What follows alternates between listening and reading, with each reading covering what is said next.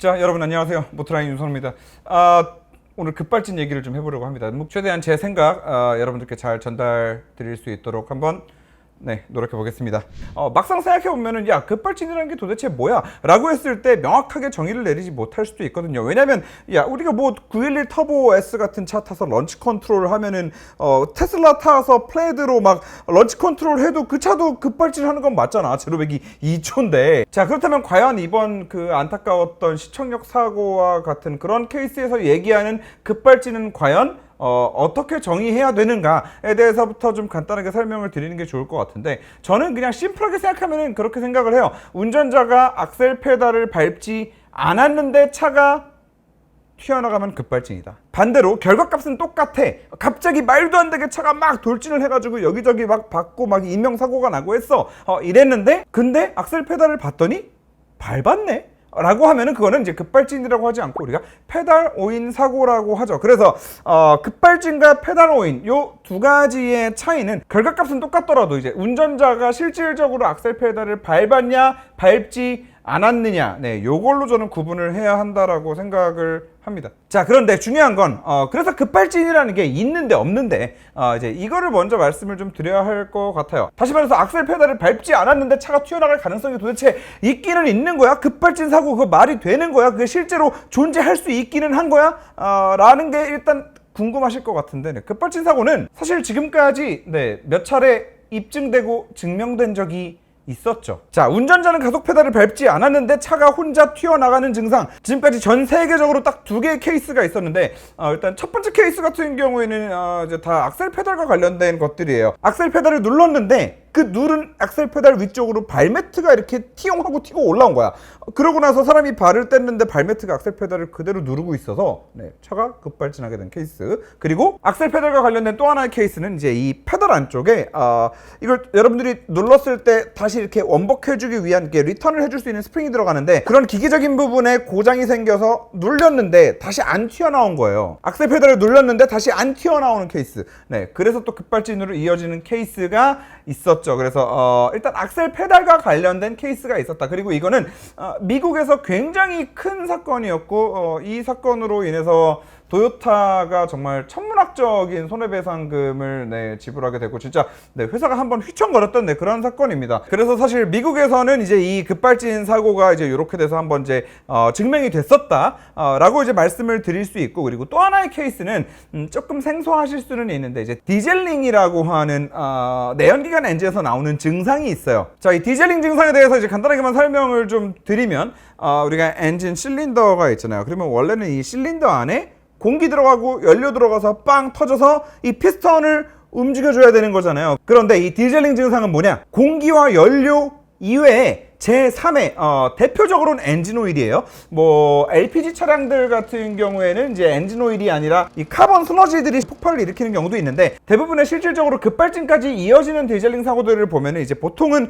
엔진 오일이 유입되는 경우들이 많은 것 같더라고요. 자, 그래서 실린더 안으로 엔진 오일이 유입이 돼요. 뭐 터보 쪽에서 누유가 생겨가지고 터빈이 돌면서 같이 엔진 오일을 빨아 당기는 경우도 있고, 이 피스톤 아래쪽에 있는 엔진 오일이 어떤 이유로 연료와 섞여서 수위가 점점 높아지다가 그 위로 이렇게 벽을 타고 이렇게 치고 올라오는 케이스도 있어요. 그래서 뭐 어떤 케이스건 간에 엔진 오일이 실린더 내부로 들어와서 이게 폭발을 일으키고, 이 예기치 못한 엄청난 큰 폭발로 인해서 다음 폭발이 또 이루어지고, 그렇게 강력한 폭발이 계속 발생하면서 엔진 오일은 점점 이 안으로 또 계속 유입이 돼서 이 엔진 오일이 결국에는 다 소모돼가지고 다 타버리고 없어질 때까지 엔진이 미친 듯이 폭주하게 되는데, 요걸 이제 디젤링 증상이라고 하는데, 이 디젤링 증상은 실제로 우리나라에서도 관찰된 사례가 꽤나 있습니다. 구형 산타페에서 정말 많이 관찰이 됐는데, 이번에 찾다 보니까 영상이 꽤나 많이 나오더라고요. 요건 이제 보배드림의 어떤 회원분이 올려주신 영상인데, 자, 구형 산타페입니다. 다행히 디젤링이 시작되고 나서 일단 차량은 안전하게 정차를 하시고 차주분은 내려 계세요. 자, 그런데 엔진 도는 소리 지금 들리시죠? 엔진이 막 미친 듯이 돌면서 뒤쪽으로 하얀 연기가 어마어마하게 나오는 것을 볼 수 있습니다.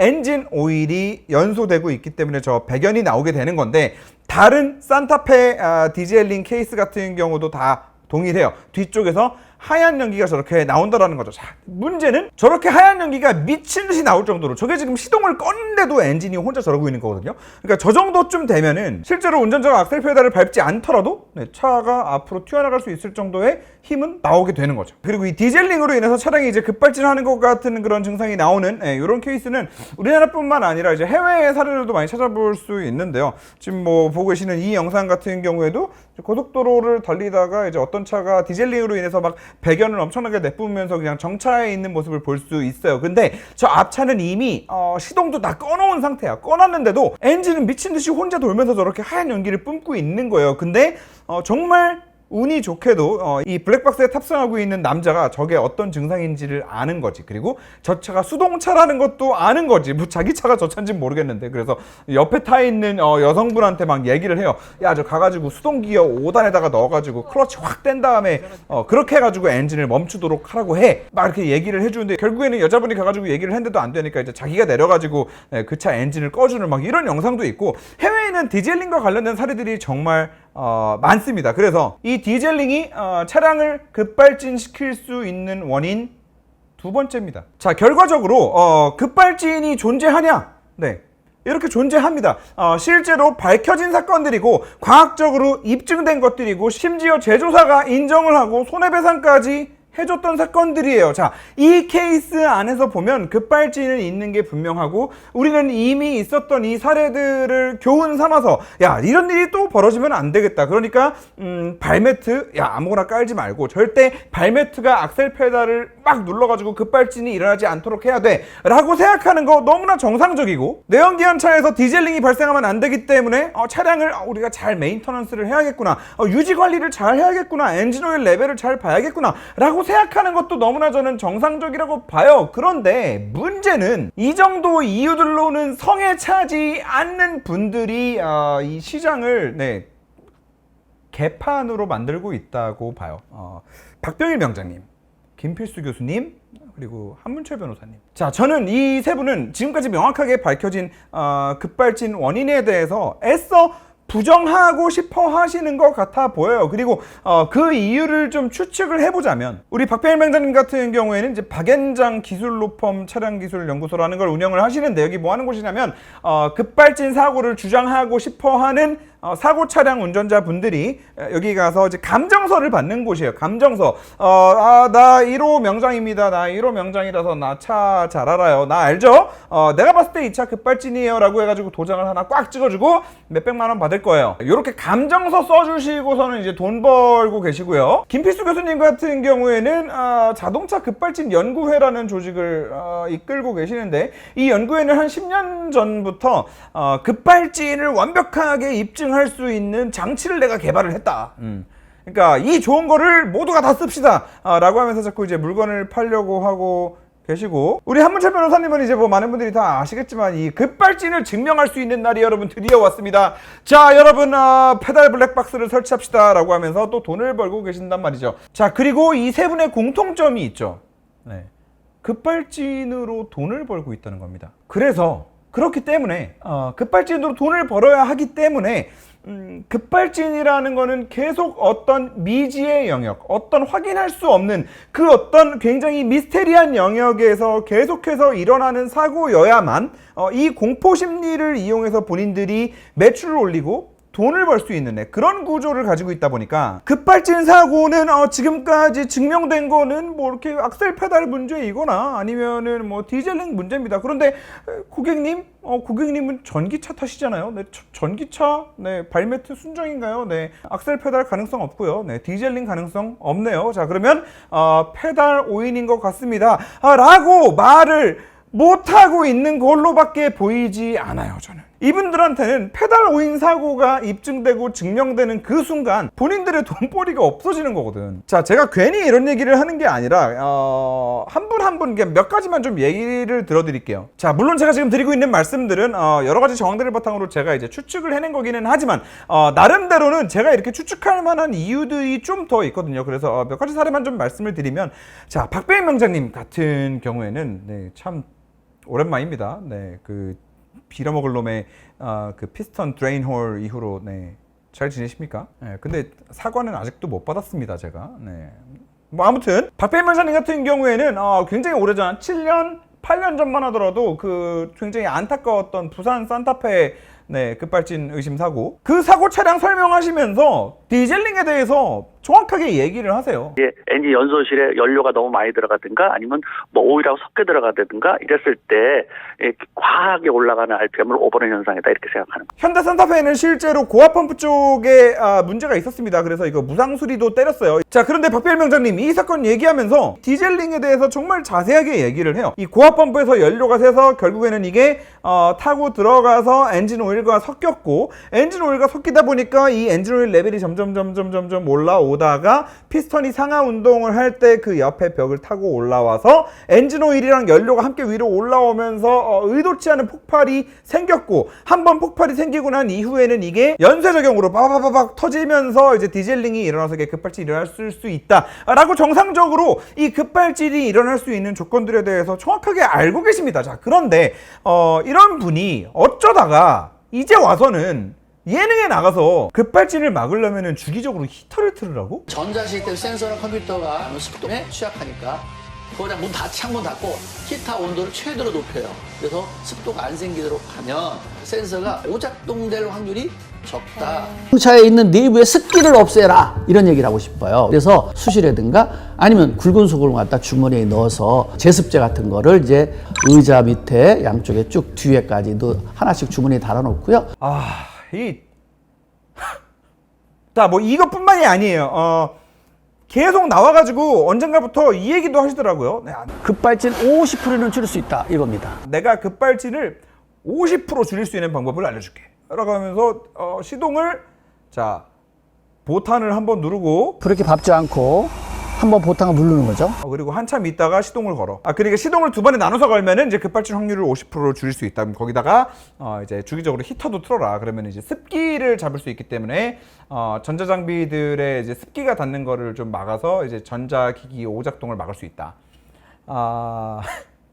뭐 이런 말씀을 하고 계시는데, 방금도 말씀을 드렸지만 박병일 명장님 같은 경우에는 실제로 급발진이 일어날 수 있는 조건에 대해서 알고 계셨던 분이에요. 그런데 그 사실관계까지 다 밝혀져 있는 명확한 그런 원인을 놓고 왜 이런 소리를 하고 있는 걸까? 이제 더 이상 요즘 차들에서는 디젤링이 일어나지 않고 있거든요. 심지어 이젠 전기차가 나오고 있잖아. 전기차에 디젤링이 어떻게 일어나? 엔진 오일이 안 들어가는데. 그런데 박병일 명장님 같은 경우에는 급발진 사고가 자꾸 일어나야만, 운전자가 급발진이라고 이거를 믿어야만, 혹은 운전자에게 야, 너 이거 급발진일 수 있어 라는 여지를 열어주어야만 자기가 감정서 쓸 거 아니야. 그리고 요즘에는 저기 박병일 명장님도 블랙박스를 파시던데, 자기가 감정서 써줘야 되고 자기가 블랙박스를 팔아야 되는데, 그런 상황에 디젤링을 계속 얘기하는 거는 돈벌이에 심각한 방해가 됐겠죠. 그래서 참 너무 속상한 게 이런 영상도 있더라고요. 전기차 급발진 의심 사고야. 이거를 이 한문철 변호사님, 김필수 교수님, 박병일 명장님 세 분이 모여 앉아가지고 막 보면서 이거 어떤 거 같아? 이거 급발진인 거 같지 않아? 막 이러면서 얘기하는데, 전기차야. 사고 난 차가 전기차란 말이야. 근데 박병일 명장님은 맨날 뭐 엔진이 어쩌고 저쩌고 얘기를 해오셨던 분이잖아요. 그러니까 한다는 얘기가 이거 뭐 엔진 소리는 뭐 잘 안 들리긴 하는데 그래도 급발진 같아. 어떻습니까? 자동차에서 소리는 안 들리는 것 같은데. 그래도 어쨌든 운전자가 악셀 페달을 밟고 갔다고 보기 좀 어렵네요. 이렇게 말씀하고 계세요. 자, 그리고 이 영상에 김필수 교수님이 또 엄청 어이없는 말씀을 하셔가지고 요것도 좀 같이 이어서 좀 보여드리면, 차가 나오게 되면 하루도 안 지나게 되면 더 그렇거든요. 더 애지중지해야 되는데 저 차를 운전자가 실수했다라는 것은 사실 거의 0%라고 볼 수밖에 없어요. 저 상태에서는. 네. 교수님이시잖아요. 교수님. 김필수 교수님도 예전에 제가 전화통화까지 하고 막 어떻게 교수님이 그런 말도 안 되는 말씀을 하실 수 있냐고 제가 막 영상에서 뭐라고 하고 그랬었는데, 제가 끝까지 이거는 너무 하시는 거 아닌가 싶네요. 아니, 어떻게 바로 어제 산 차라서 애지중지했을 거기 때문에 페달 오일 가능성은 없다는 얘기를 어떻게 합니까? 바로 어제 사서 애지중지하는 상태이기 때문에 급발진일 것이다라는 말을 하는 거잖아요, 지금. 방금도 말씀드렸지만 저 차는 전기차라고요, 전기차. 막말로 이런 상황에서 사고 원인을 분석을 할 때는 최소한, 야, 전기차를 처음 타는 사람인데 혹시 저거 영업사원이 원페달 드라이빙 가르쳐 놓은 거 아니야?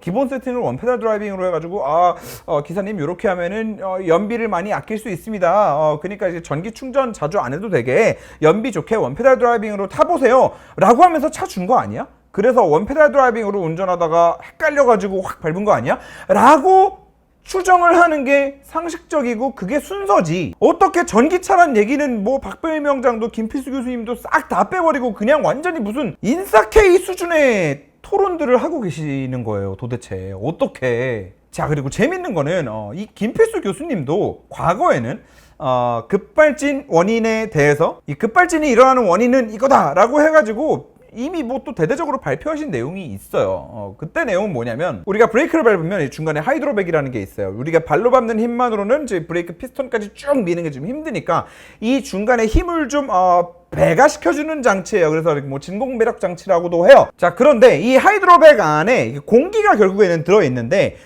김필수 교수님이 그 당시에 했던 추측은 그거였어요. 이 하이드로백 안에 들어있는 공기가 순간적으로 픽 하고 새서 이게 엔진으로 이어져가지고 이 엔진 안에 과다한 공기가 막 흡입이 되면서 엔진이 이렇게 폭주하게 된다. 뭐 이렇게 쉽게 얘기하면은 갑자기 슈퍼차저를 달았다. 갑자기 뭐 트윈 터보가 됐다. 뭐 이제 이렇게 해가지고 압축 공기가 이렇게 막 안으로 들어와가지고 이렇게 됐다라는 얘기인데. 물론 이 자체는 말도 안 되는 얘기긴 해요. 그리고 공기를 아무리 많이 쏴줘도 그 안에 탈 게 있어야 터질 거 아니야. 연료를 안 쏘면 끝나는 일인데. 그러니까 이거는 말도 안 되는 얘기기는 한데 어쨌거나 제가 드리고 싶은 말씀은 김필수 교수님이 예전에는 급발진 원인에 대해서 이거다라고 주장을 하셨었다라는 거죠. 근데 박병일 명장님과 마찬가지로 이제 전기차가 나오고 나서도 막 급발진이 일어나고 뭐하고 하고 나니까 이제 와서까지 그 뭐 하이드로백의 진공이 엔진으로 쑤시고 들어가서 급발진이 일어났습니다 라는 말은 못 할 거잖아요. 전기차에 뭐 어디로 쑤시고 들어가, 뭐 모터로 쑤시고 들어갈 거야, 뭐 어쩔 거야. 그러니까 이제 와서 급발진이 발생하는 원인에 대해서 하는 말들이 지금 다 바뀐 거예요. 그러니까 결과적으로는 뭐 한문철 변호사님 같은 경우에야 뭐 주장이 바뀌고 뭐고 간에 그냥 시종일관 계속해서 사고라는 거 보여주면서 오뻥 차를 어제 사셨대요. 운전 경력이 40년이랍니다. 이거 계속 막 하루에도 몇 번씩 막 계속 보여주면서 급발진은 무조건 있습니다 여러분. 제가 급발진을 이제 증명해내겠습니다. 뭐 이러고 있고 사실 공포심 조장으로는 세 분 중에 지분이 제일 많으시다고 봐요.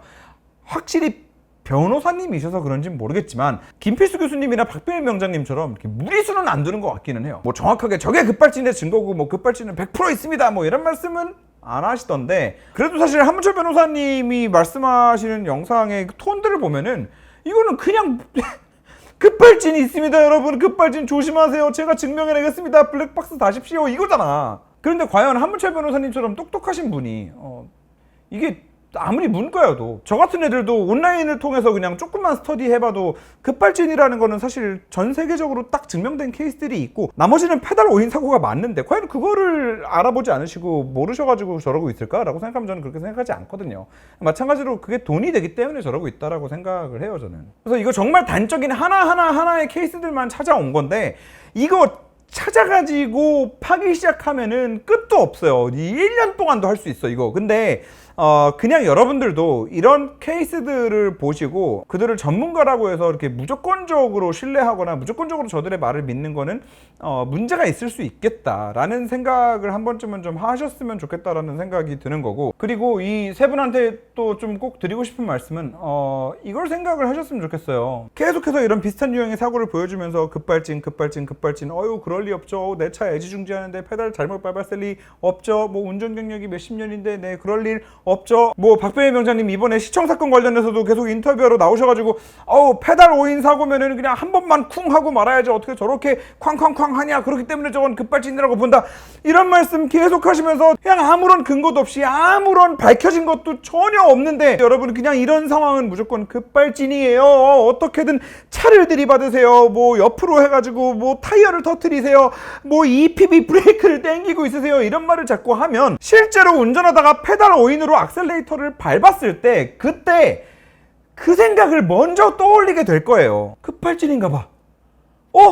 나 이거 얘기 들은 적 있어. 나 이거 한문철 변호사님이 얘기해줬는데?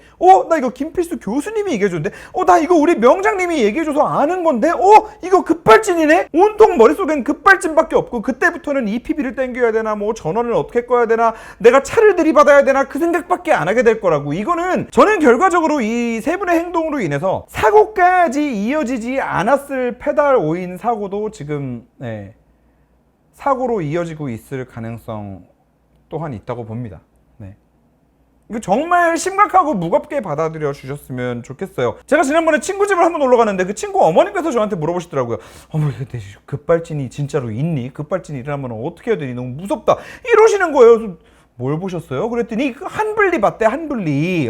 거기 나와서 뭐 명장님은 뭐 히터를 틀으라 그러고 막 시동을 2번에 나눠서 걸으라 그러고 막 한문철 변호사님은 막 정의의 사도가 돼가지고 막 뭐 급발진 막 이러고 있고 이러니까 급발진이 일단 존재하고 얼마든지 나한테도 일어날 수 있는 일이라고 믿어버리고 계시는 거예요. 만약에 이런 상황에 그 어머님께서 진짜로 악셀을 잘못 한번 툭 밟았다고 생각을 해보세요. 어머니 머릿속에 내가 페달을 잘못 밟았구나라는 생각을 할 여지가 있을까요? 이미 머릿속은 이거는 급발진이야 라는 게 이미 다 입력이 끝나 있어. 저는 그런 좋은 타이틀을 갖고 영향력을 갖고 계신 분들이 최소한 사람 목숨이 왔다 갔다 할 수 있는 이런 일에 있어서만큼은 올바른 사실 전달을 좀 해주셔야 된다라고 봅니다. 급발진? 그거는 예전에 뭐 페달이 꼈던 사고, 발매트가 껴서 일어났던 거, 그리고 뭐 악셀 페달이 고장나서 그랬던 거, 그리고 뭐 디젤링 뭐 이런 사례들이 있었는데 이거를 방지하기 위해서는 여러분 발매트 항상 순정 잘 쓰시고요. 메인터넌스 엔진 오일 주기적으로 잘 교환해 주시고요. 뭐 디젤 차들, 노후 경유차들 같은 경우에는 그냥 폐차해가지고 없애버리세요.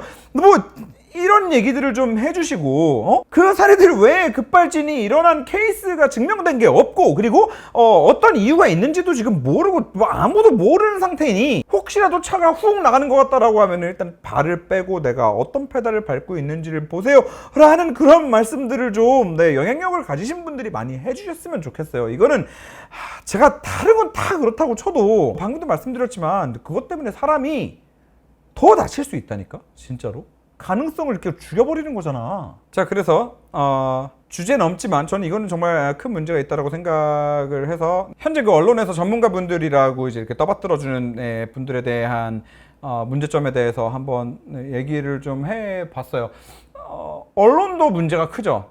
그리고 특히나 김현정의 뉴스쇼 같은 경우에는 저는 그 김현정 앵커 정말 좋아하거든요. 목소리도 너무 좋고 뭔가 어떤 이슈가 터졌을 때 정말 중립적인 위치에서 정말 듣기 편안한 목소리로 정말 일목요연하게 잘 중간에서 내가 그렇게 궁금해하는 거를 어쩜 그렇게 잘 질문들을 콕콕콕 집어가지고 해주시는지 정말 항상 즐겨보는 뉴스 채널인데 어떻게 그런 데서 박병일 명장님이 나와가지고 시동을 2번에 나눠서 걸쳐서 걸으라는 둥, 급발진이 이 ECU가 귀신 들려서 그렇다는 둥, 여기에 수분이 침투돼가지고 이거 엑스레이 찍어봐야 한다는.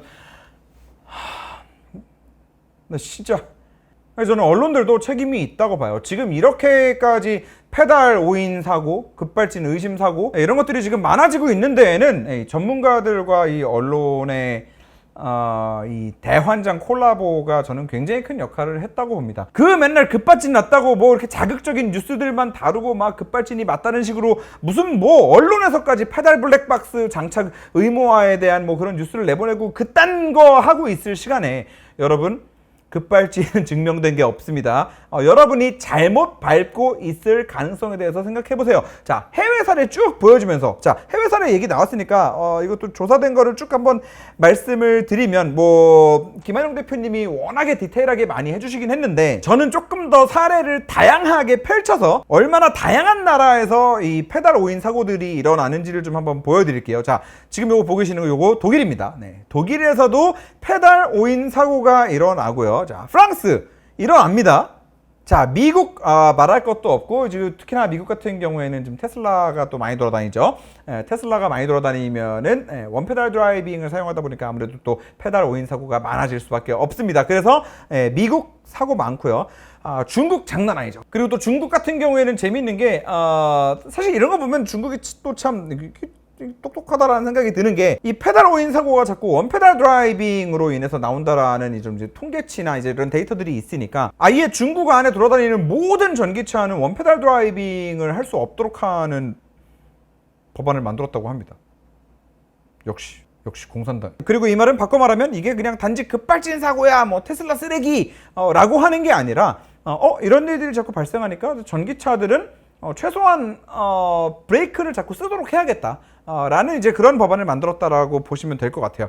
자, 호주 있고요. 베트남, 일본 어마어마하죠. 뭐 다른 것보다도 이제 일본 같은 경우에는 고령 운전자들이 많기 때문에 페달 오인 사례가 이렇게 있다고 합니다. 자, 이런 많은 사례들이 그냥 나 같은 애들도 서칭하면 나온다니까. 이런 거를 전문가분들과 언론에서 좀 많이 보여줘야 전 세계적으로 좀 이렇게 가고 있고 우리나라도 이게 심각하구나. 이 평상시에 경각심을 가지고 있어야만 혹시라도 악셀에 발을 딱 때려가지고 차가 확 나갈 때 급발진이야가 아니라 페달 오인이야? 하면서 발을 떼볼 거예요. 그렇게 할 수 있도록 사람들 머릿속에 자꾸 올바른 정보를 좀 심어주셨으면 좋겠다는 생각을 좀 드립니다. 제발 좀 그렇게 해주셨으면 좋겠고, 제가 자꾸 이렇게 언론이나 유명하신 분들, 영향력이 있으신 분들이 해주셔야 된다라고만 말을 하면은 야, 그거를 제조사가 안 튀어나가게 만들어줘야지. 그거를 자꾸 그쪽으로만 이렇게 책임을 돌리면 너 새끼야 또 현대에서 돈 받았어 라고 하시는 미친놈들이 또 있을 텐데, 이거는 저는 어떻게 생각을 하냐면, 일본 차들 이미 일본 내에 그게 법제화가 되어 있기 때문에 페달 오인 사고를 방지할 수 있는 로직들이 들어가 있어요. 제가 얼마 전에 렉서스 RX 신형 리뷰하면서도 그거를 직접 보여드리기도 했어요. 그냥 이렇게 앞에 차가 있는 상태에서 악셀 페달을 빡 밟으면은 너 악셀 페달 밟고 있어 라면서 경고등이 빠바박 들어와요.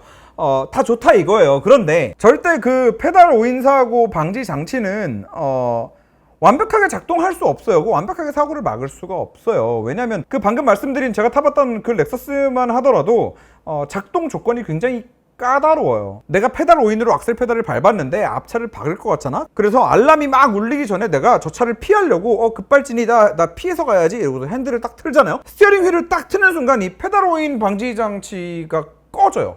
이 로직이 꺼져버려요. 그리고 이렇게 만들어 놓는 이유는 실제로 간단합니다. 왜냐면 진짜 위험한 상황이어서 어떤 미친놈이 나한테 달려와가지고 내가 쟤를 피해야 되는 상황일 수도 있잖아. 근데 그런 상황에 차가 그냥 브레이크를 밟아버리면은 오히려 더 큰 사고를 유발할 수 있기 때문에 이 페달 오인 방지 장치는 무조건 어떤 특정 조건들을 맞춰야만 작동되게 할 수밖에 없어요. 그리고 만약에 자동차 제조사가 여기서 이 선을 넘어버리는 순간 저는 제2의 제3의 다른 사고들이 날 수 있다라는 생각 또한 합니다.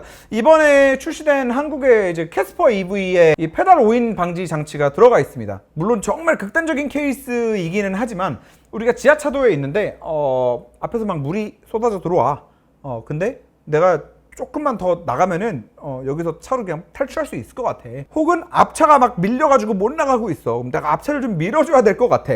이런 모든 상황에 악셀 페달이 안 먹는다는 거잖아. 그러니까 무슨 말이냐면은 이 페달 오인 방지 장치를 너무 빡세게 세팅을 해놓으면 이로 인해서 제3의 다른 피해가 생길 수 있다는 얘기고, 그렇다고 해서 여기에 작동할 수 있는 조건을 너무 까다롭게 만들어놔 버리면 실질적으로 고속도로를 달리다가 페달을 오인해서 악셀 페달을 빡 밟아가지고 차가 확 나갈 때 그때 운전자가 스티어링 휠을 막 요리조리 피하기 시작하면 또 제대로 작동을 하지 않는다는 얘기가 될 수 있거든요. 그러면 그렇게 되면은 결국에는 큰 인명사고, 속도가 난 상태에서의 큰 인명사고들은 또 이제 못 막을 수도 있다는 얘기이기 때문에 저는 제조사는 제조사대로 이제 그런 노력을 기울이는 건 너무나 맞는 일이기는 하지만, 실제로 일본 같은 경우에는 이제 그 시스템들이 도입되고 나서 이 페달 오인으로 인한 사고가 뭐 50%까지 줄었다고 합니다. 이건 뭐 수치적으로 나와 있는 거니까 사실 분명히 효과가 있다는 얘기겠죠. 자, 그럼에도 50%밖에 못 줄였대.